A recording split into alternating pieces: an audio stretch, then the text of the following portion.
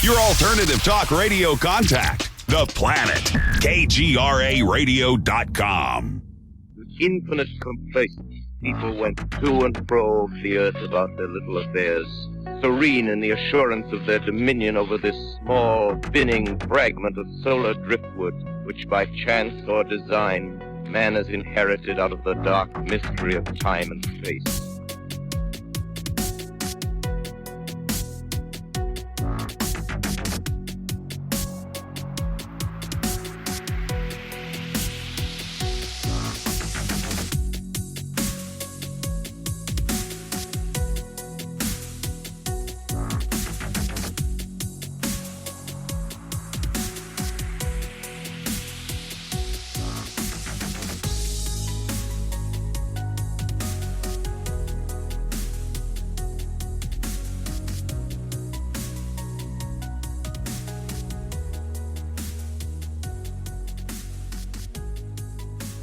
I have a confession to make and an apology to you, because I don't know if you heard my last episode, but in the intro, you know, I wait a few weeks and then I'll read the entire list of my new patrons for their shout-outs, and I actually called you Louie, and in fact, the pronunciation of your name is Lewis, so I apologize for that. Steve Stockton was the one that corrected me on that. I had recently watched Interview with the Vampire, so I had Louie stuck in my head, so I'm sorry about that. It's okay. Now, where are you located, Lewis? Well, I live in Alabama. Okay.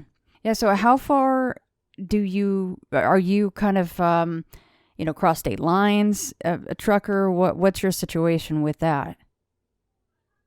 Currently, I'm a dedicated driver, but I pretty much do eastern area or kind of a central eastern area. I also go as far west as Louisiana and Mississippi, and I go as far east as Georgia, and I don't really go northeast all that much either. I don't really go up into the Carolinas or anything. Well, that's probably good, because then I would assume that being a driver of an 18-wheeler, that's a whole nother set of driving situations when you head like northeast, right? Because you're getting heavy snow and ice up there. Oh, yeah. Now, just before this job here, I was actually doing a lease operator job, and basically trying to buy my own truck. And for that, I was running. I've run coast to coast a couple times doing that. So, I mean, I've been out to California. I've been all the way up north to. They wouldn't really let us go like into New York or anything like that. But I was up there to Virginia and Pennsylvania and a lot of different areas like that. So you've been driving trucks for a long time. So is that what got you? I mean, obviously you're a trucker. You talk to other truckers. Is that what gave you the idea to start your own YouTube channel and kind of cover some of these crazy or scary stories that you've heard over the years, or, you know, anybody that wants to send them to you now, right? You'll cover those. Oh, yes. If people want to send me stories, I'll definitely cover them. Now, as far as where I got started with it, like I say, my life has kind of been filled with all kinds of paranormal experience and stuff like that. So being a trucker just kind of helped me decide which route that I wanted to go with it. Mm-hmm. I do kind of have another YouTube channel though, and my YouTube channels, they're not really growing right now because of time restrictions that I have as a trucker. I just don't have a lot of time to get a lot of videos out. But I've actually been looking for help in that area too. So if there's anybody that is out there that would be listening that would want to help with editing and things like that, you know, putting the videos together for me and stuff, that would help me out tremendously, to where I could just like record audio and just send them the audio and let them put the videos together. I've actually kind of been looking for a partnership with somebody to do that for me, just because of how long it takes me to try to even just get one video together. Right, right. No, I completely can side with that, and I know how that goes to get, especially the YouTube content up, because once you go to the video side of things, it's a whole nother beast, right? So, well, actually, yeah. And Lewis, let's get that out of the way right now, since you just postulated that to whoever might be interested. What's your email address that they can get a hold of you at? onebreaker.breaker.9@gmail.com. And I will put that in the show notes. And I will also link the YouTube channel that, we're mainly here to promote on this episode. And you guys can type this in. It is Breaker 1-9 and put exclamation points after each breaker, right? So Breaker 1-9. You guys can go check out his YouTube channel. And, you just started it. You're kind of getting things going. Like you said, you might want to partner. That would be really cool. And of course, again, I will link your email address and your YouTube in this episode's show notes. So everybody go to intothefrayradio.com and click on this episode, of course. So you mentioned that you've had paranormal happenings your entire life. Does that kind of run in your family, or, mom's side, dad's side, or are you kind of the lone wolf when it comes to that? I believe it's more so runs in my family. But I do have a lot of other family members that don't really like to admit it. They've had some encounters themselves, but they just don't really like talking about it. And are there encounters, not that I'm pressuring you to go into details, but is it more hauntings type of things or cryptids? What's the situation with their encounters? For me and mine, it's just been a bunch of different type of stuff. Like I've had most of mine have been like ghostly encounters, but then here recently I've had some demonic encounters.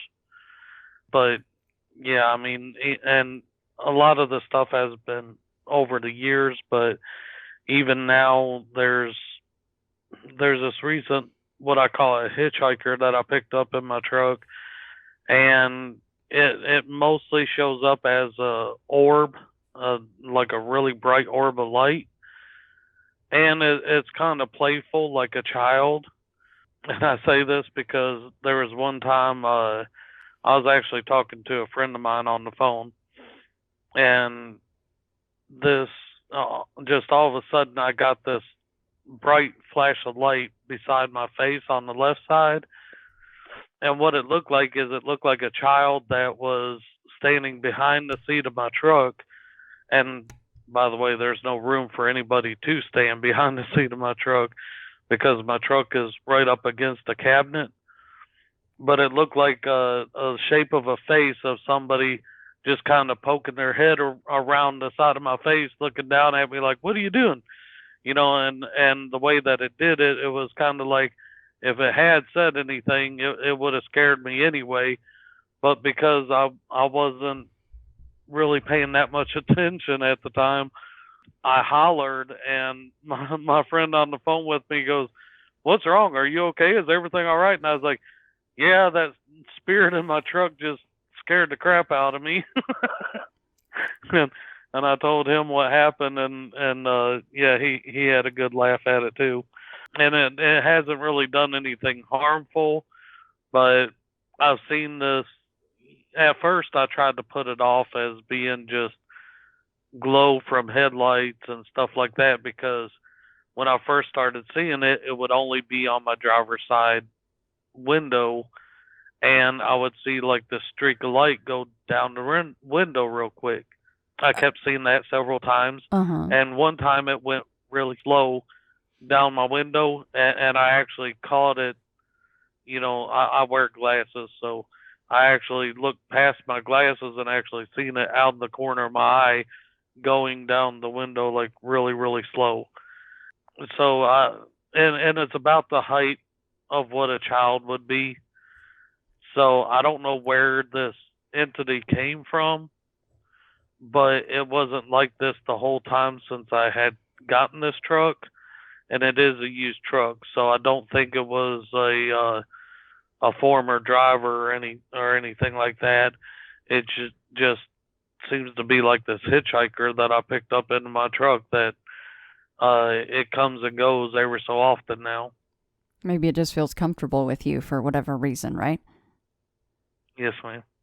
So the obviously the thinking is, since you've actually seen the entity itself and not just the orbs, that's all you've seen. Is you have seen in your peripheral vision a child basically standing kind of behind and over you. Well, like I say, it's just like the glowing orb. That one particular time when it looked over my shoulder, it was the orb. It was still that bright white orb, but it was in the shape of like someone's face. Gotcha. Like it looked like somebody looking around my face.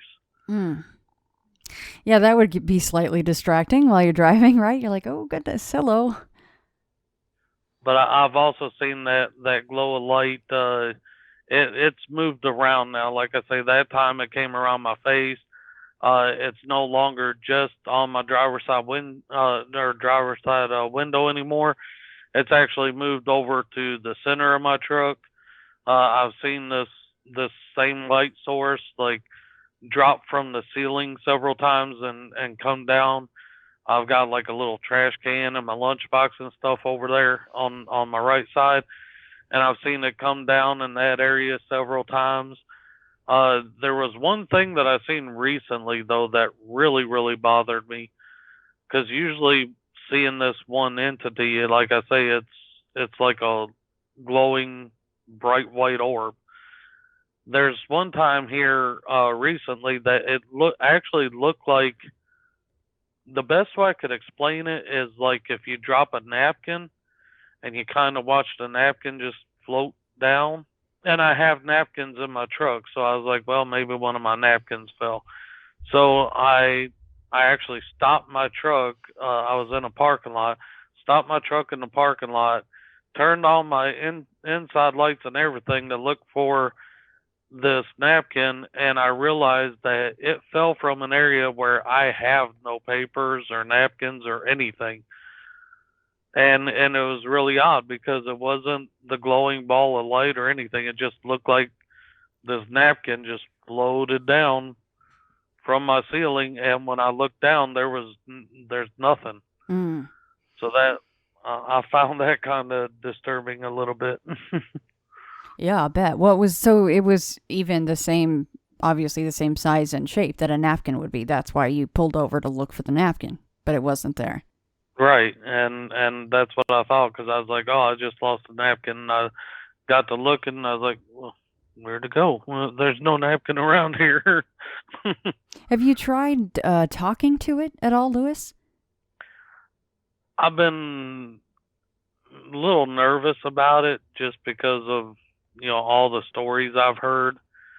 Now I have more or less acknowledged it, like when it looked around my face, and after I gained my composure, I was like, haha, that was very funny. Now please don't do that to me again, because you could have made me wreck this truck. Right. And it's never really done that before, or done that anymore since then, but it still kind of lingers around in my truck and stuff, so. So one of the very last things that you saw was it was the napkin incident, or was it the orb kind of in the middle of the truck area?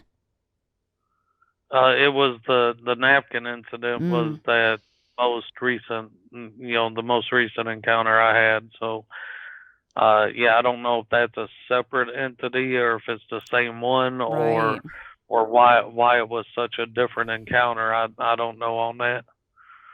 Yeah, hopefully it doesn't keep changing shape every time you see it, because it would be hard to get used to that and ignore it if, in fact, it changes every single time. Oh, yeah. And again, when I first started seeing it as the orb instead of just any kind of light reflection. Oh, and another reason that got me thinking that maybe it wasn't light reflection at all, is because I would start seeing that orb when there was no light sources around me. I'll be driving down the road at night, really dark. There was no street lights. There was no businesses in the area. I was on an interstate, but with trees on each side. There was no towers for the airplanes or anything like that. There was absolutely nothing. There wasn't even traffic around me at the time because I drive throughout the night a lot. And so there was no traffic or anything that could have caused any kind of light source. Now, Lewis, I'm assuming that your truck, does it have a sleeper in the back? You said there was really no room for a kid to stand, so I'm just assuming that's the case, right? It's just basically a two-seater with the cab snugged right up against the seats? Oh, it is a sleeper. It's not a day cab, but the way that my sleeper is set up, there is a cabinet for like clothes and stuff that is right behind my seat. So my seat kind of bumps up against that cabinet, and that's why there's no room for like anybody to fit in between there. Gotcha. Does that, I mean, have you slept in there, or are you kind of nervous to do so? Oh, I sleep in there all the time, and it doesn't really bother me as far as that goes. Let's hope it doesn't start either, right? Because everybody needs their sleep, especially truckers. Oh, yeah, and, well, actually, recently my company has told me they were going to be getting me a new truck because how much miles and everything I've got on it. That's supposed to happen sometime around February. But, I mean, if the little glowing orb entity follows me to the new truck, it's not going to bother me too much. It's just that other thing that kind of put me off a little bit. Would you rather that it stayed with this current vehicle, or would you kind of, would you be a little sad if it didn't follow you? As far as the light anomaly, yeah, because, I mean, it's like, it's kind of weird to say, but it would be like the times when I wouldn't really be able to talk to anybody or anything. If I would see that glowing orb, then it's like there's somebody there. I mean, for all I know, it could even be a relative of mine or something that's watching over me, trying to make sure that, I'm staying safe and everything on the road. And if that's the case, I would appreciate it. So, it doesn't really, the orb doesn't really bother me. Like I say, that I wouldn't mind that coming over to my other truck either. Did you notice any pattern as far as when you would see the orb? Were you a little tired, or were you stressed that day, or is there any, pattern to the sightings? Well, I say I've thought about that too, and a couple of times it's happened when I was like excessively yawning or something like that, so I was a little bit tired or something. But like I say, that one occurrence where it kind of poked its head around my face, that was at a time when I was, actively talking to someone else on the phone. So, and I always pay attention. I mean, I'm about as safety oriented as it gets, and I have been driving. I've been driving for over 10 years, and I've never had any kind of like major accidents or anything on my record.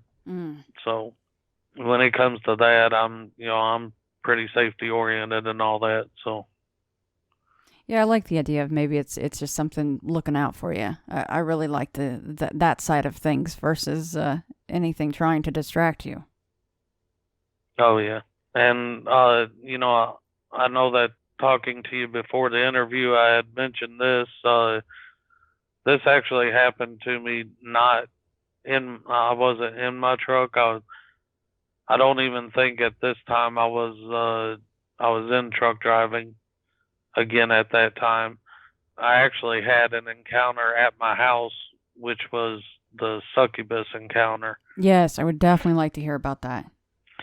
Okay, the thing is I am married, and my marriage it's never really been the greatest. I've been married for 16 years, which is kind of hard to believe that we've been able to keep it together that long, especially considering everything. But one night, I actually thought it was my wife trying to be a little extra frisky, and so I was actually wide awake, but I was laying in bed on my back, and I felt the pressure of someone or something climb on top of me. And I just, kept my eyes closed because, like I said, I thought it was my wife. So I let it do what it was doing, and then all of a sudden it did something that I knew my wife would never do because she told me she would never do it, and that was it put its hands around my throat.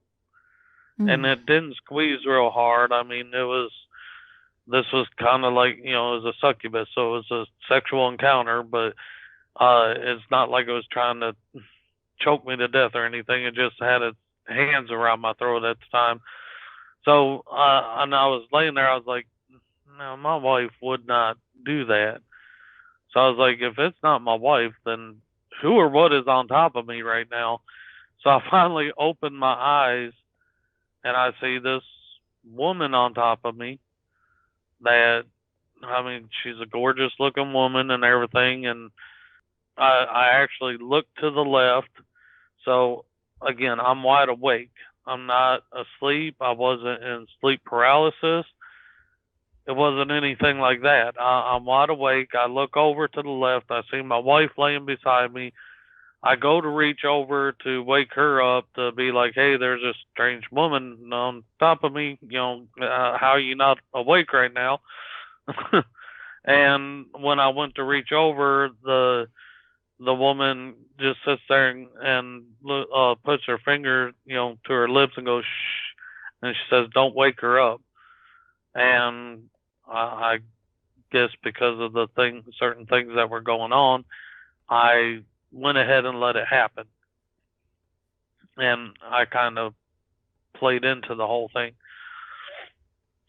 Well, after it was all said and done, and I try not to go into too much detail because I know, it's a sexual encounter, so I don't try to go into a lot of detail about it. Right. But the one thing about it is when she was like holding my throat, the more excited she got with it, the more that she would like choke me, the tighter her grip would get.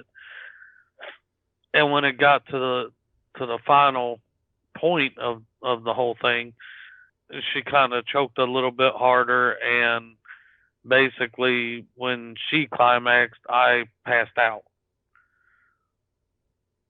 So when I woke up the next day, I actually thought it was a dream, but I could remember every single little detail, and it was so vivid. My wife and I are also pretty open with everything, so I told her about this strange encounter, and in the middle of it, for some reason, I decided to check myself to see if anything had happened, and there was a lot down there, enough to constitute for two people. And so yeah, it was a weird experience. My wife said that even though it was kind of crazy for her too, she decided she didn't really want to hear about it anymore because she didn't like the idea of there being another woman that she can do anything about. Of course, yeah.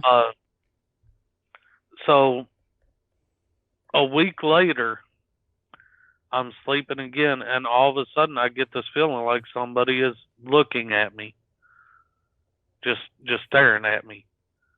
So I open my eyes and I sit straight up in the bed, and I look over and I see that same woman. Now she starts walking towards me, and I kind of, get a little like jumpy and look like I'm about ready to crawl to the other side of the bed. And she actually she stops me. She goes, "Whoa, whoa, whoa! Just calm down. I'm not here to do anything to you again." She said, "I just wanted to thank you." And I was like, "Thank me for what?" And she said, I wanted to thank you for giving us a beautiful child." And I was like, "What?" And she says, "Yeah." She said, "I'm actually here right now tonight because I want you to meet your son." And I'm just sitting there like, "My son? What do you mean?" So this boy steps out from behind her. He looks like he's somewhere between 7 to maybe 9 years old. And he steps out and he's just staring at me. And I, smile at him and I say hi like that. And he doesn't say anything. And she goes, "Well, you'll have to forgive him. He still can't really talk right now. But I just wanted him to meet his father, and I wanted you to meet your son." And then all of a sudden, I fall back on the bed, just flat backwards, and I was out again, just completely knocked out. So I decided to do a little research a while later, and I found this story one time on the internet, and I've not been able to find it again since. But I didn't even know what a succubus was at the time. So I just put in woman that or entity that sleeps with men or, basically has sex with men while they're sleeping. Mm-hmm. And that's when it brought up the succubus. And I was like, okay. So I got to reading that and I was like, well, some of that sounds about right. Not exact, but pretty close in some cases. So I got to looking up. I found out that succubus is a demon. So I put half demon, half human kids or hybrid kids, and it brought up an article specifically stating. And when I read the article, it gave me chills to the core because it stated specifically that most human beings are not going to get to meet their young from a succubus or even an incubus. That it usually just doesn't happen. But there are occasions when it can happen. And then it also stated that if your child that they can have that child, and that child can have the appearance of like an 8 or 9-year-old or between 7 to 9-year-old child, but won't be able to talk because they are still like an infant on the insides and have not really developed vocal cords or anything yet. So when I read that, it just, like I say, it just gave me chills to the core because I was like, well, that sounds exactly like, what happened to me. And I actually got to meet this boy. So, yeah, I told my wife about that again. And she's like, I said, look, I know you didn't want to hear about this, but I just wanted to let you know that woman did come back another night, and no, she didn't do anything to me then, except for introduce me to our son. And my wife's eyes got about as big around as saucers, and she's like, "What do you mean?" I said, "Well, apparently I've got a hybrid son out there now." And I explained to her like what happened that night and everything, and then I even showed her the article. I even showed it to another one of my friends that was at the house at the time, and they both thought that it was, really wild. And like I say, ever since then, I tried to find that article again, and I can't. So it's kind of like she meant for me to find that article so I could find out exactly what was going on. But then once I tried to go back and find it to show other people besides my wife and my closest friend at the time, it's just gone now. Like it's not even there. That is pretty crazy that you didn't have the knowledge beforehand, but once you had the experience, you went looking for it, and everything matched up, basically. Right. And that's what I thought was so weird about the situation, too, because, and I've had people tell me, well, are you sure it wasn't an alien, or did it reveal its true self to you? No, she never did. She always looked exactly the same. The boy looked like just what you would consider a human boy, other than the fact that he didn't talk and he just stared at me, which was kind of off-putting a little bit too. But but yeah, I mean, I had no knowledge of any of this until I actually went into the research. And most succubus encounters that I heard of, they involve people that were in the that sleep paralysis state and everything. And the whole thing that happened with me, I was actually wide awake. And was there not any really paralyzed. Right? Except for, of course, which is strange that at the culmination of each of those encounters, like, I mean, I guess the thinking is that she did that to you, but you basically passed out, you said, right? After, each time she was kind of, done speaking or doing whatever it was she was doing, you basically just passed right out. Right. It's almost like, now the actual encounter itself, it was kind of like the feeling of being choked out, because like I said, she would tighten her grip. So it was kind of like, I don't really like to say it, but it was like the sensation felt so good that it made me black out. It just like, I mean, that's the only way I can explain it. It made me black out. On the second one, I was sitting in bed, and it's like when the whole encounter was over. Now, I do kind of remember like her and the boy taking a step back almost into a shadow area, which is weird because this was a really small room, and I had a light on from another room. So there really wasn't a whole lot of like dark corners or anything, especially dark enough to hide some figures. But they started stepping back into like this dark area. And once they were back into the dark area, that's more or less when after she was done talking and they left, that's when I passed back out. And I mean, when I passed out, it's like I couldn't control it. I just fell flat back on the bed and I was out cold. And then I woke up the next day again, still able to remember every single little detail about the whole encounter and exactly what happened. Now, Lewis, was there any physical evidence during that second encounter that you found the next day? On that, no, because like I say, it wasn't really sexual. And there, I looked into that corner as soon as I woke up to see if they were still there for some reason. And there was nothing there, or anything like that. But I mean, it was real clear in my mind about what actually took place. And around about that time, I don't know if this was her, and I can't remember where the time frame falls in, if this was before those encounters or after. But there was one other encounter that I had at that same house.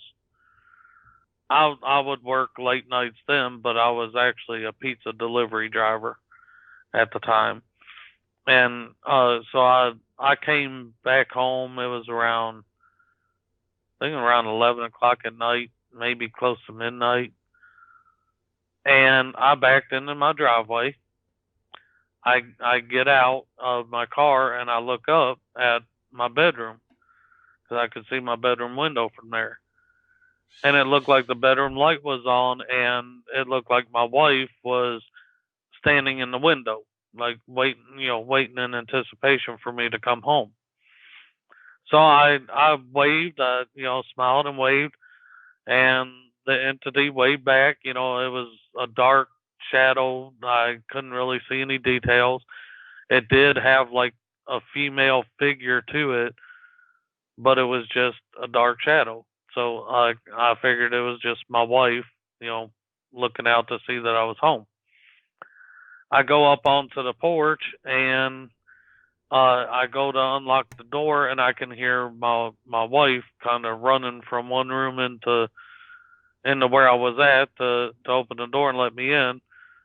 So she opens the door and she goes, "Did you think I would answer the door?" And I said, "Well, yeah, I'd seen you."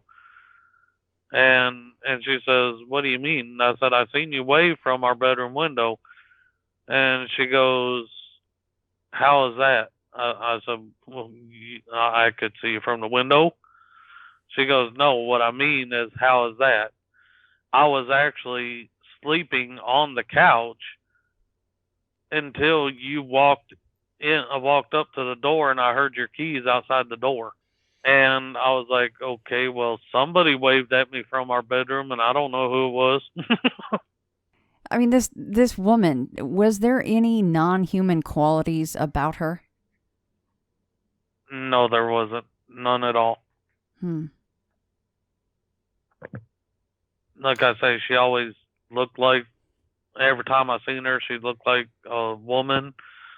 She had, all the features of a woman. Her eyes didn't look any different. The shape of her face, what I had all seen of all her body and everything. The times that I seen her, she always had that human form. Like there wasn't any kind of a tail or, anything to indicate that she was anything other than human. What kind of clothes were the two of them wearing during that second encounter? She was what I would consider like a business suit type. It had like the short sleeve blouse, and she was wearing more or less the skirt, like a black skirt, and her heels and stuff like that. Like she was dressed as if she was a businesswoman going to work.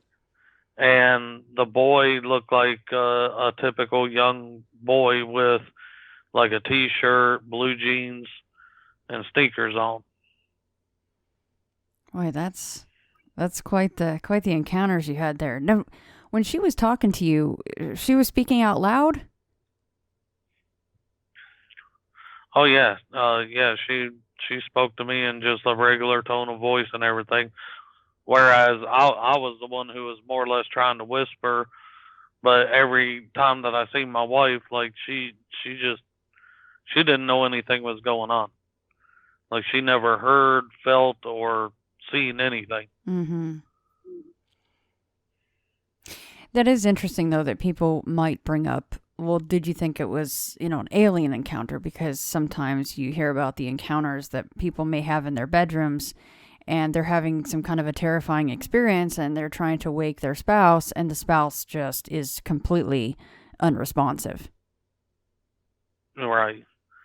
And even though I did reach over to wake my wife, I didn't, just because, and that's another thing too. It's like I don't even know why I decided I wasn't going to, other than what I was going through at the time, and I just felt like, okay, well, maybe I just don't want to wake her. Or it could have been that maybe in my mind she was kind of mind controlling me to the point to where I was like, yeah, I'm not even going to reach over and try. Just kind of put that out of my mind or whatever. I don't know exactly how or why that happened either. But I never did actually try to reach over and wake my wife up. Have you thought about why why did you have this experience, and and see this woman, and then subsequently what she claimed was you and her son. Oh yes, I've thought about that many a times, and I've also thought that there is a possibility with things that have gone on in my life to where maybe that child isn't exactly as much of a hybrid as I first thought. I mean, from the very first time from the time of my birth, my mom actually told me I was born with a very strange birthmark, and my birthmark has actually disappeared. I'm 41 years old now, and I no longer have my birthmark. If my birthmark was in the back of my neck, and if I shaved my head today, there is no indication that I ever had a birthmark back there. What did it look like? My birthmark was 3 6s in a circle on the back of my neck. 3 6s in a circle? Yes. That's almost like the is it the CERN? One of the CERN logos is something similar to that, isn't it? If I'm trying to picture the 6s in a circle. Anyway, it's nothing to guess about right now if I'm not sure. But okay, so 666 in a circle. At what point did you realize it was gone? As I got not even a teenager, when I was between about the same age as the boy looked that the succubus showed me. I was between 8 and 10 years old, and the reason why I think it went away is because I actually did have an encounter with some older kids in our neighborhood that I told them about the 6s in the circle on the back of my neck, and they actually said that they could perform a seance that would get whatever that is out of me. And I thought they were just crazy little goofballs. I mean, they were just kids too. So I was like, how in the world could they know what they're doing? Mm-hmm. And they actually put these candles out and everything. I don't even know how their parents didn't even know. Maybe they weren't even home at the time. I can't even remember that far back. But it was weird because they laid me in a bed. They put these candles around me, and they did this little seance thing. And when it was all said and done, the 6s in a circle were gone. I didn't really feel any different, but it's kind of weird though, because even after all that, I kind of feel like there's these times where I actually feel like I could have some superhuman powers. And it's weird because I can't really act upon those powers though. Like, there's times where I would just look up at the roof of the house and everything, and I would just sit there and think that, if I wanted to, I could just bend my knees and jump, and I would be on the roof within a couple of seconds. All I would have to do is just bend my knees. And then I would go to bend my knees, and then I would get to thinking to myself, this is crazy. Why would I even be thinking like this? Like, how could I even think that me, a mere human, could actually jump up on the roof like that? So you've never actually tested that theory? No, I haven't. But there are times where I would do I was real big into Bruce Lee movies and everything growing up. So martial arts and stuff. And even my father was a black belt in karate, and he had taught us some, karate and everything growing up. So I would watch those Bruce Lee movies, and I heard about Bruce Lee's 3-inch punch, and I've actually tried that out a couple times. And there was one time my wife and I were living in a trailer, and my wife was at work, and I had this weight bench that had those metal plates on it, and I think it had like 500 pounds worth of weights on it, and it had those little butterfly things that you can do in it, and they had these huge pads on them.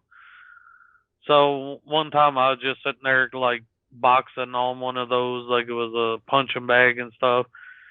And then I got that idea. I was like, you know what? I'm going to try that punch. I haven't done that in a while. So I put my fingertips up against that pad on that one, and I closed my fist and lunged forward with it. And when my fist hit the pad, it just about shoved that weight bench out the wall in the trailer. So I was like, oh, that's not a good idea. I don't need to do that anymore. No, my goodness. I mean, so and there, what other examples do you have of kind of this superhuman strength? Do you have any other ones?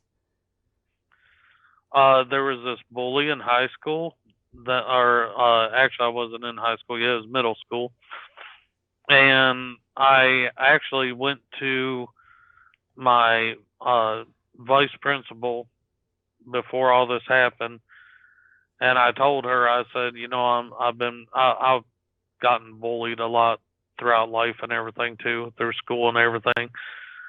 And I told my vice principal, I was like, look, there's people that keep picking on me. And I said, I know that y'all say to go to the teachers and everything, but I'm going to let you know right now, I'm going to start taking matters into my own hands. I said, and you might start seeing me in your office a lot more often than what you would want to. And she was like, well, wait, is there another way? And I was like, no, there's not. I was like, I've tried everything y'all have told me.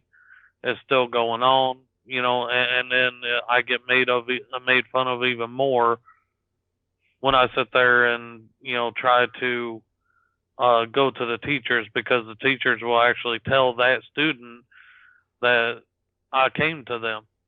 I said, so, you know, I'm going to start fighting them. And I just wanted to let you know. So she was like, well, if there's no other way, then I appreciate you coming to me. And she said, I will try to do everything I can do to help whenever the time arises. So I told her I appreciated it. Well, it was a couple days later. I had this kid that he had just transferred into our school, and it was a crowded hallway, and he was at least a good 6 to 8 feet behind me. So, and he was whispering to this kid. So I don't know how in the world I even heard what they were saying, but it came up to my ears like it was clear as day, almost as if he was whispering it in my ear, like right behind my head.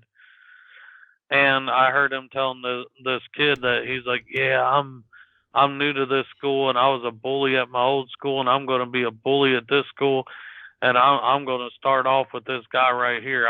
He was like, now you watch, and I'm going to trip him and everything, and make him fall on his face and stuff. So I heard that. I looked back. I seen him and the other boy, and they were starting to pick up their pace. They came up, and he actually did trip me. And I had formulated this whole game plan of what I was going to do on my end. So so I was all the way up against the left wall of the school building. And the area that I stopped at, there was no more lockers on either side of the hall. But it was definitely crowded because everybody was getting ready to go home. It was the bus call to actually go to the house at the end of the day. So that boy, he walks up and he kicks my foot, and I go down like he wanted me to, and I go down on one knee. I faked like I was crying to get him to come back and check on me, because I figured that's what he would do, and it worked out flawlessly. He came back to check on me, so I was covering my eyes and everything. He even helped me back up to my feet and stuff like that, and he turned and kind of pushed me up against the wall and was trying to yank my hands away from my eyes, and for the longest time I wouldn't let him pull my hands down until he had me like right in the position I wanted to be in, which is when he turned me. And he tried that one last time, and I let my hands drop, and he could see that I did not have a tear in my eye, and he kind of had this oh crap look on his face. And all I did is I drew my hands back, and I pushed them forward, and I pushed into his chest and up as I pushed him away from me. And when I did, all the other kids in the school that I didn't even know were kind of witnessing all this, they had actually parted ways, almost like parting the Red Seas. And you had a bunch of kids on this side of the hallway and a bunch of kids on this side of the hallway, and the area where he flew was like wide open. There was nothing there. And he flew from where I was at least a good 10 to 12 feet to the other wall.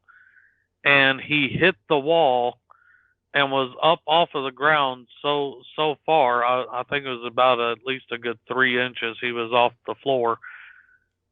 That when I seen him hit the wall, he was actually kicking his legs, trying to run while he was still up on the wall. And I even got to thinking to myself, I was like, did he get hung on something or what? And why in the world is he just kicking his legs like that crazy? And it kind of looked like a little cartoon, but he finally slid down the wall, and as soon as his feet hit the floor, he took off like a bullet. And one of my friends at the time seen all that go down, and he goes, "Go get him! Don't let him get away with that! Go get him!" So I kind of snapped out of whatever it was that I was in, the state that I was in, and I took off after him. Come to find out, he was talking to the vice principal, and I thought it was funny because I was running, real hard to catch up to him.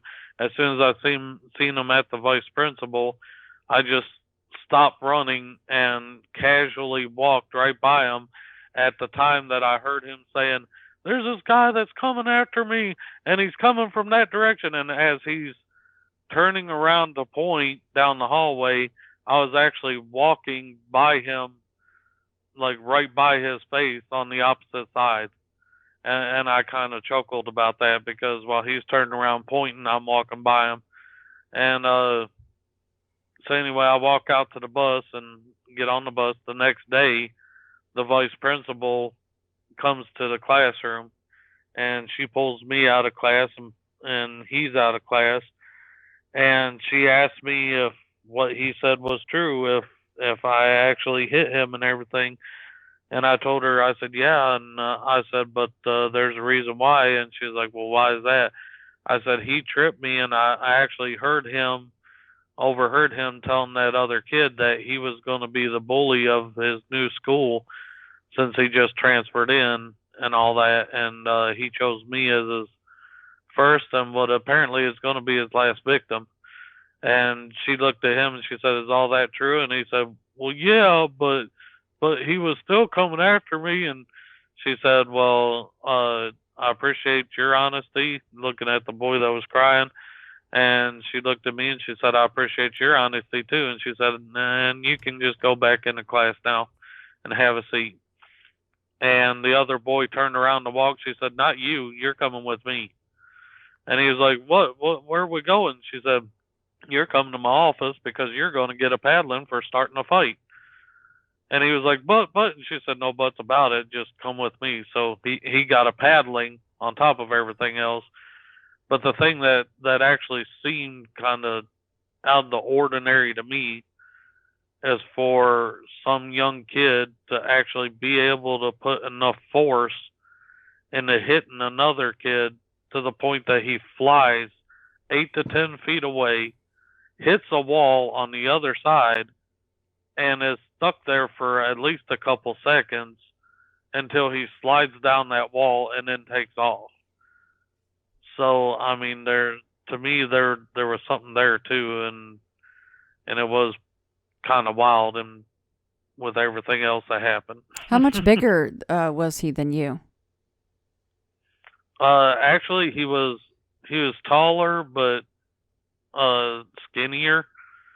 So, and there's times that I even go through that thought process too, where it's like, do I just not know my own strength sometimes? Even now, as a truck driver, I'm kind of got this short stature, and I'm heavier set. You know, got a big gut and everything, but then with my arms and all, from cranking the landing gear and doing all my trucker stuff, I've actually got some pretty good muscle definition for being a trucker. So, leg muscles and all that.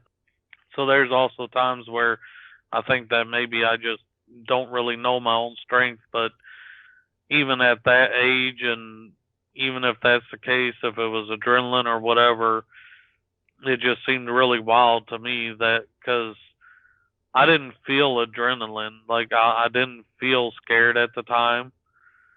I just felt like this is something I need to do just to get back at this kid for tripping me down the hallway.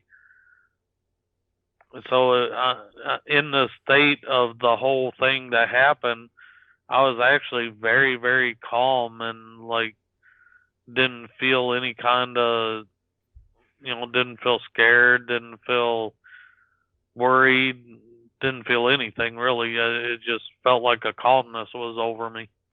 Now, Lewis, with the whole 666 birthmark that is now gone, is there any indication as to why you would have that, where it came from, as far as maybe some incidents that did happen to you early on in life? Is there any indication where a tie-in might be for that? Not exactly. I mean, nothing that I'm aware of. Like I say, my mom just told me about that. She's also told me of a couple different, she's told me of one. My brother also told me of one where I've had these bouts where I could actually speak in a really deep man's voice. And when I was growing up, I was actually kind of late on my growth spurt. The doctors actually told my mom they thought I was going to be a dwarf, and they thought I was going to be a dwarf my whole life. My mom said at 5 years old, I only came up to her knee, and she had to dress me in Cabbage Patch clothes, because at the time they didn't have any kids' clothes that looked like kids' clothes that would fit me. So she, other than baby's clothes, and she didn't want to put me in baby's clothes to go to school. So she actually had to dress me in these Cabbage Patch doll clothes. And they wouldn't let me ride the bus because they were afraid I was going to get trampled.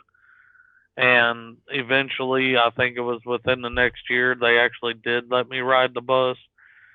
And within that same time frame, I actually stole my brother's girlfriend at the time. Whoopsie. because she was being picked on by two other boys on the school bus, and I kept asking my brother if he was going to do anything about it, and he said no, just let it go. And I couldn't, so I went back, and that was the second time I spoke in a deep man's voice, and I basically told them to go sit down and leave her alone. And I looked them in the eyes, and this is another thing about me. It seems like when I look people in the eyes, something happens to them, that they see something that isn't good or something, because they just back off. And like those two boys, they were ready to jump on me, but then as soon as they looked into my eyes, they just went and took a seat. And I sat beside the girl, and she just started kissing on me and everything, and told me thank you, and come to find out that and later on that it was my brother's girlfriend, and now she wanted to be my girlfriend because I saved her. You stuck up for her, yeah. Yeah. And But there's been more incidents throughout my life where people have looked into my eyes and it's like they got terrified of me or whatever, and they just would go on and just whatever anger or whatever they were feeling, they would just let it go and just walk away. And the other time with the deep man's voice was the day that my mom brought me home from the hospital. So this was pretty fresh after the 666 birthmark was, at the back then when you have a baby and everything, they would make them make both the parent and the child like stay for about 2 weeks or something in the hospital. So it was about 2 weeks after my birth, and my mom and my father finally got to bring me home. And on the way home, they realized they needed some things from the store. So my mom said my father stopped at a store, and he was going to run in and grab a few things. When he went into the store, my mom said she looked down at me and was, just looking at me like a cute baby and all that. And I looked up at her and I said in a very deep man's voice and clear words that I was going to kill her. And my mom said that I had done that to the point to where she held me out the window and was about to just drop me and leave me outside the car. About that time, my father was coming back out of the store, and he hollered at my mom, like, "What are you doing? Get that baby back in the car." And she pulled me back in the window and everything real quick.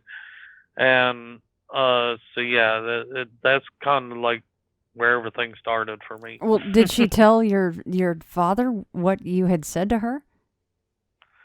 Yeah, and my dad was like, "Well, you're just crazy because there's no way that child would talk in a man's voice and all that." Right, 2 weeks old. And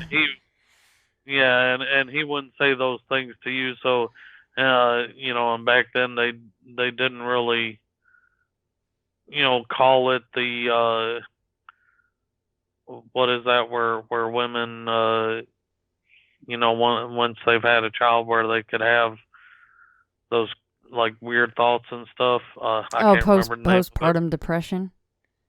Oh yeah, that's it. And so I mean, maybe it was that. I don't know, but they didn't know anything about that back, late 70s. So, and if they did, my parents weren't really aware of it. They didn't think about that. So, yeah, it was a weird incident that had happened.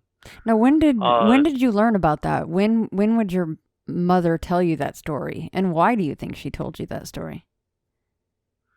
Over time, I got this real curiosity bug about me, and as family, we would actually sit around telling like stories and everything about each other from what we could remember and all that. Just kind of remembering our childhood, and it'd be stuff that we would laugh off and everything, just that sort of thing. So, I was curious about it, and I asked my mom, and she told me, those stories and all. So I kind of learned them a little bit over time, and I would always ask for reminders because there would be times growing up where I would start forgetting some of the stuff, some of the details and all. So I'd ask my mom again, and the last time I remember asking her, I was in my teens, and it was kind of like one of those things where it's like, "Hey, do you remember such and such time when, about my birthmark and me talking to you or saying that I was going to kill you in the deep man's voice and all that?" She's like, "Yeah, I remember." So. I mean, did you and your mother have kind of a difficult relationship? I mean, is that kind of why she had brought something like that up? Oh no, actually, it was exactly the opposite. My family, we all got along real good growing up and everything. Other than the sibling rivalry between, brothers and sisters, there was three older sisters and an older brother. I had a half brother and half sister at the time, but they were much older and they rarely come around. But I mean, there was times where, I mean, me and my siblings would get into fights, and they were pretty brutal, like hair pulling and scratching and biting and all kinds of stuff. And you know, everybody would be like crying at the end of all that. But once the whole fight was over and everything, we could sit there and, you know, basically hug each other and Right. and you know, all that stuff. So as far as all that goes, we had just the regular, typical family atmosphere, and it was nothing like that. My mom and I actually got along great together.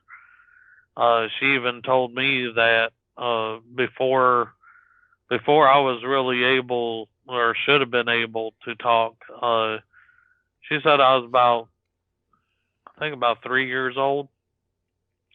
So I could, you know, most 3-year-olds, they're forming words and stuff like that, but they're not really carrying on full conversations and all.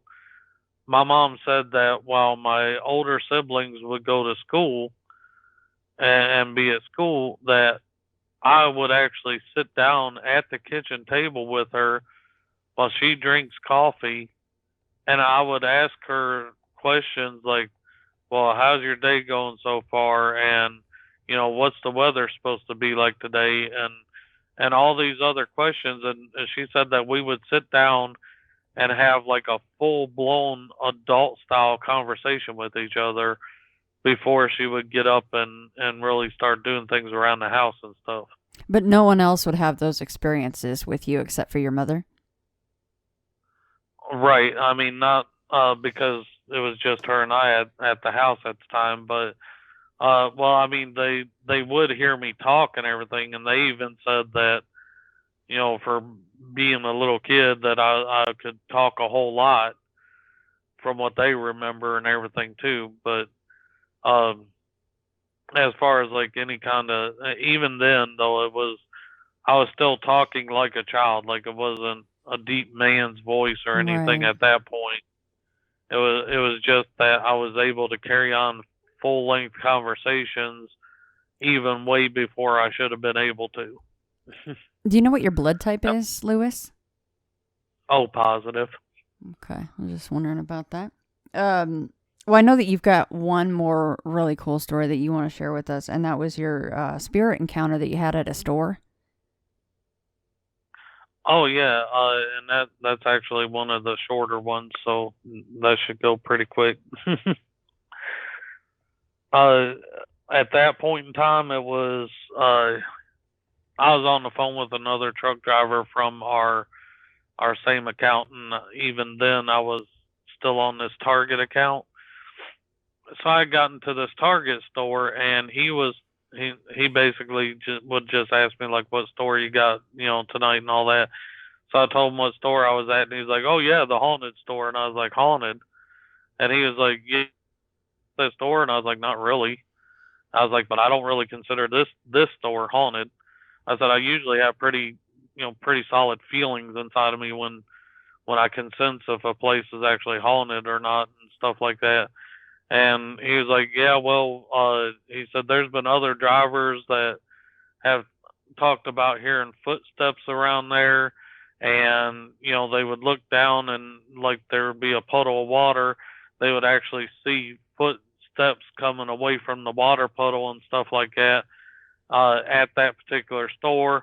He said they've heard things be thrown in the trailer, like sound like rocks and stuff being thrown in there.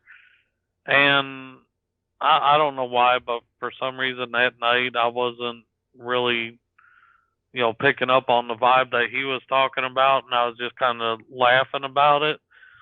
And I was like, man, this store is not haunted. I don't know what they were talking about. This store could be one of the furthest from haunted and everything. My wife was actually with me at the time. She used to ride with me, you know, in the beginning with this other company.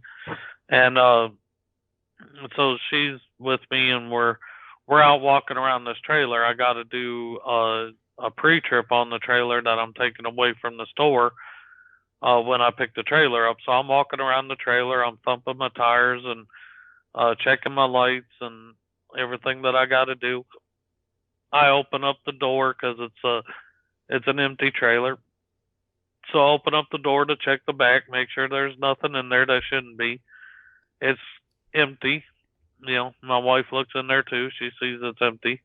So I shut the door back and I keep on walking around. All this time, me and this friend of mine are carrying on this conversation about whether this store is actually haunted or not, and, you know, that there's no spirits there or anything. So I get back around to the front of my truck and I put my tire thumper in there, you know, in my little side box and stuff. And about the time I get done doing that, my wife and I hear this thump, thump, thump, thump, thump, thump, thump, from the back of the trailer up to the front, like towards my truck.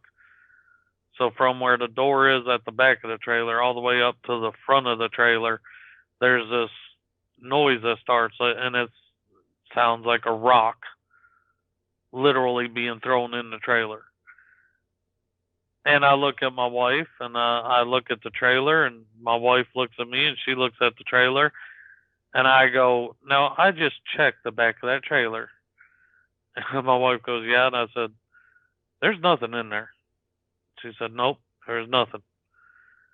I said, "Well, if somebody is trying to play a prank on me, and they climbed up in the back of my trailer to throw a rock, then they're going for a ride." Because the door was shut and everything, so Right. there's no way for somebody to get out. They would have been trapped in there. And I wasn't about to go open that door again to check and see what that was.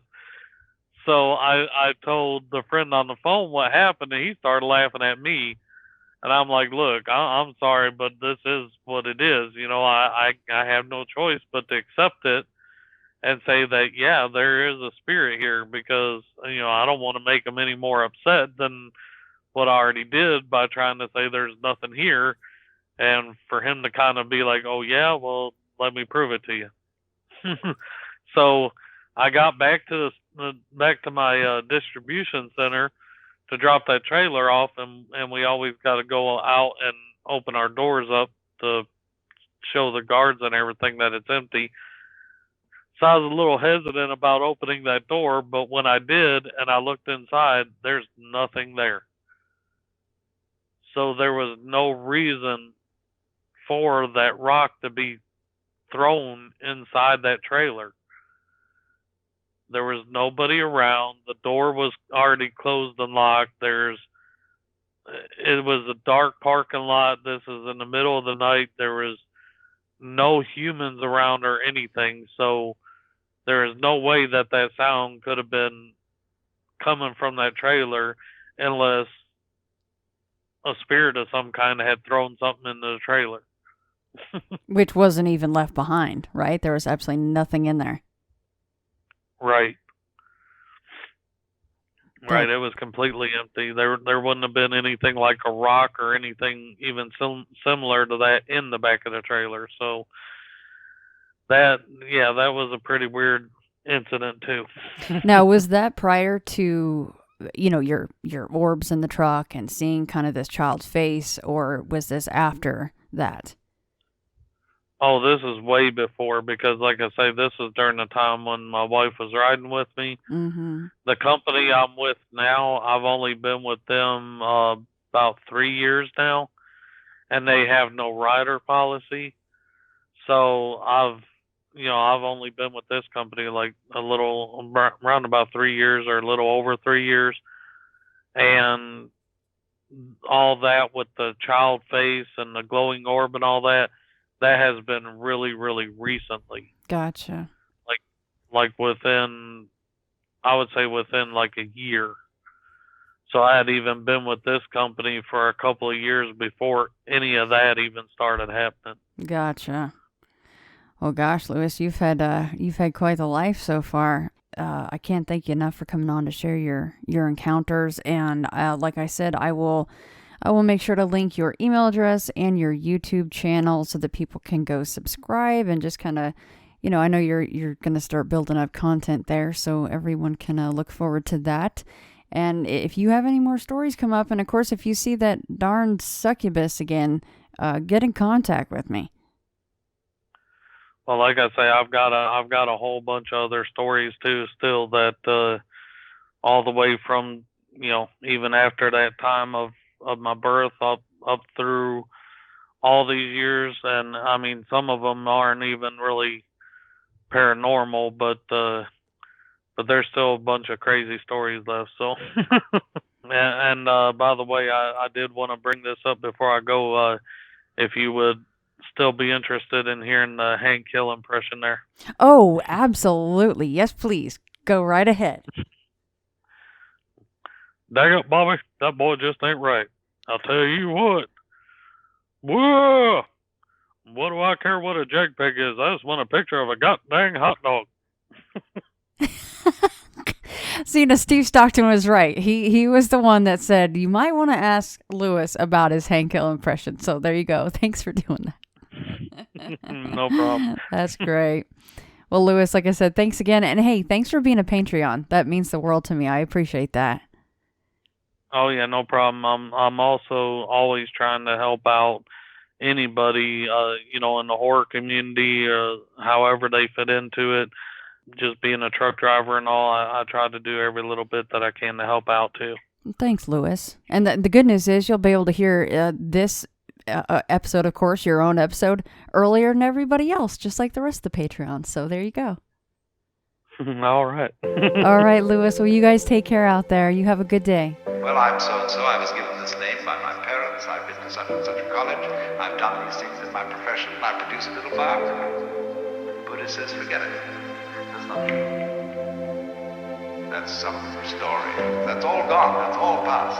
I want to see the real you are now. Well, nobody knows who that is. Because we don't know ourselves except through listening to our echoes and consulting our memories. But then there's a real you, and that again leads us back to this question. Who are you? That is the real you.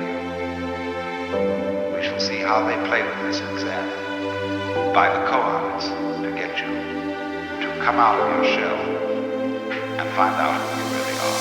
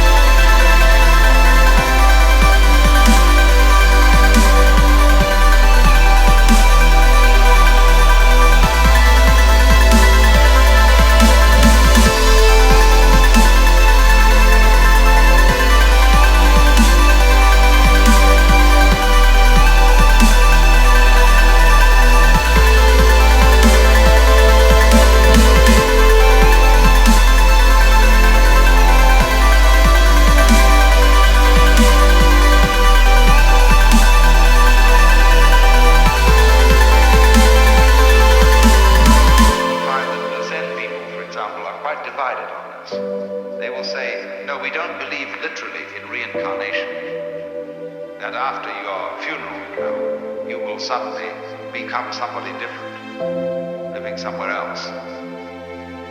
They will say reincarnation means this, that if you sitting here now are really convinced that you're the same person who walked in at the door half an hour ago, you're being reincarnated. If you are liberated, you will understand that you're not.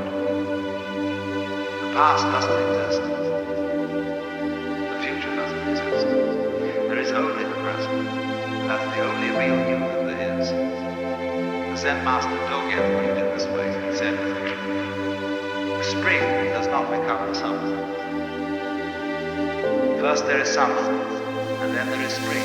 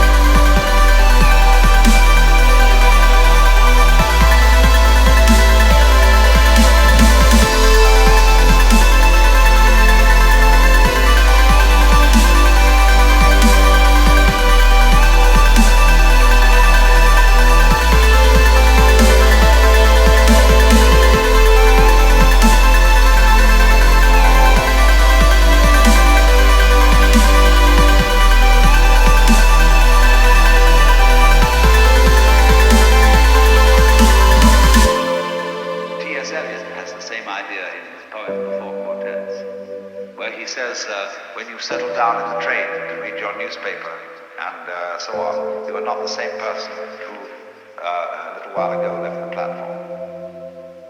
If you think you are linking your moments up in a chain. And this is what binds you to the wheel of birth and death. But when you know that every moment in which you are is the only moment, this comes into Zen. A master will say to somebody, get up and walk across the room. And he comes back and he says, where are your footprints? They've gone. So where are you? Who are you? When we are asked who we are, we usually give a kind of recitation of a history.